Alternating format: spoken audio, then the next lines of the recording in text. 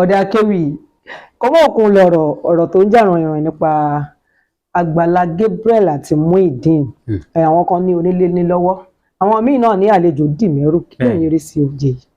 N tẹ́mi rí sí ni wípé ó wò àwọn èèyàn anílágbájá sóore wọn fi bí su. Ó yẹ ká tún béèrè náà irú oore èwo ló ṣe. Ní ọ̀rọ̀ àbí ó fún mi ní akọ ajá sìn, ó wá ní àkọ́bí ni tẹlẹ́ran. Ní akọ ajá o. Nígbà tí ọmọ ẹranko yìí ní baba kò mú òkun. Ìgbà wo là ní iṣẹ́ olóore? Kò nílò pa àṣẹ̀ṣẹ̀ ń fi pankẹ́rẹ́ na èèyàn àgàgà ẹni tó ju ni lọ. Àkíkà. Lórí ipa àsòrè. Èmi tiẹ̀ tún wá fojú wò pé bóyá torí pé àwọn ọmọ ìjọ ti ń pe Àgbàlá Gabriel ní dádì. Ṣé ẹ mọ̀ pé àwọn pàìtọ̀ yẹn tí wọ́n bá ti gba iṣẹ́ pàìtọ̀ dádì làwọn ọmọ ìjọ máa sọ. Àwọn àgbàlagbà pé bí Àgbàlá Gabriel wá wò pé èmi gẹ́gẹ́ bí dádì o jẹ́ ń ọmọ mi Muyideen ni. Ẹ bá fi lẹ́gbàá. Kúnbílálà. Àwọn àgbàlagbà wọ́n máa kúnlẹ̀ fún wọn, wọ́n máa dọ̀bálẹ̀. Wọ́n máa rákò báyìí. Fẹ́ni tá a jù lọ tá a tó bí lọ́mọ. Ojú mi tèmi tún fi wò rè. Ṣáwò.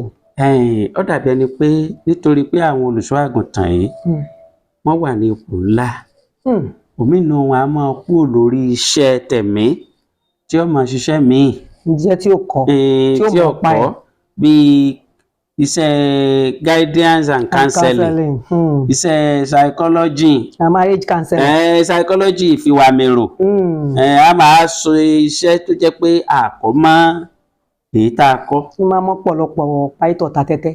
Èyí jẹ èyí ò jẹ. Ó lágbára. So èmi wò pé àbá kúkú máa mú ní ká máa fúnra wa ń gbèdéke bá a bá jẹ́ràn sí Ọlọ́run pé eléyìí ibi tí mo wá bá dé, because what you don't have you cannot keep. Mo gbogbo wọn máa wò pé mo lè ṣe kẹ mo lè ṣe jàre. Ká tún wá fojú eléyìí wò. Mo ń wò pé ó dàbí pé Àgbàlá Gabriel gan ò ní fura. Jọjọ pàdé Muyideen sọ o ó ní wàláhì mo lè tà yín. Bẹ́ẹ̀ ni mo rántí. Wọ́n fojú ẹ̀mí wò ni. Òótọ́ ni pé òun lè ta ẹni tó fẹ́ sí lóore. Káwé fún ni ká tó dání. Àgbà àjàkadì ni. Àgbà àjàkadì. Ó ti sọ tẹ́lẹ̀. Ó lágbára. Ẹ dàbí pé bóyá Muyideen gan ló ní àsọtẹ́lẹ̀. Tí ń sọ fún ẹni tó yẹ kó sọ àsọtẹ́lẹ̀ fún èèyàn náà tán. Ká fojú tí gbogbo àwọn èèyàn fi ń wò ó.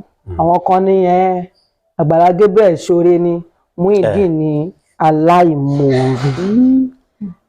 Èmi tó wá wò báyìí o ó ti wulẹ̀ kí Àgbàlá Gabriel ó ṣe tó a mọ̀ pé ó ní ọwọ́ kan àìdá nínú.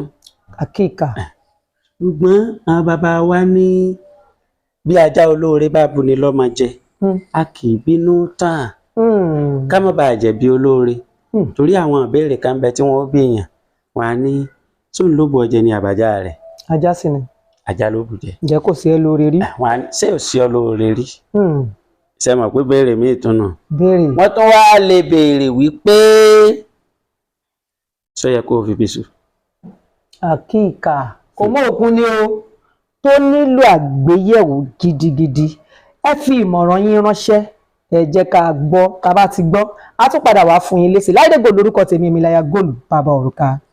Ọdẹ́bùnmi lèmi jẹ́ Francis Ọdẹ́bùnmi ọdẹ akéwì abodo ọ̀rọ̀ ní kànjàkànjà. Ẹ tẹ̀lé wa lórí ètò yín ètò wa Kò Mọ Òkun. Ó dàbọ̀.